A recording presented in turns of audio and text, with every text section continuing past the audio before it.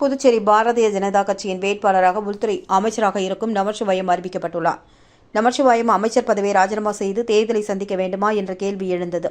கடந்த பாராளுமன்ற தேர்தலின் போது புதுவை சட்டமன்ற சபாநாயகராக இருந்த வைத்தியலிங்கம் காங்கிரஸ் சார்பில் போட்டியிட்டார். அப்போது அவர் சபாநாயகர் பதவியை ராஜினாமா செய்தார். ஆனால் எம்எல்ஏவாக தேர்தலை எதிர்கொண்டார். தேர்தலில் வெற்றி பெற்ற பின் எம்எல்ஏ பதவியை ராஜினாமா செய்துவிட்டு எம்பியாக பதவியேற்றார்.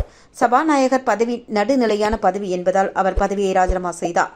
புதுவை கவர்னராக இருந்த தமிழிசை தனது பதவியை ராஜினாமா செய்துவிட்டு தமிழகத்தில் தென் சென்னை தொகுதியில் பாரதிய ஜனதா வேட்பாளராக போட்டியிட உள்ளார்.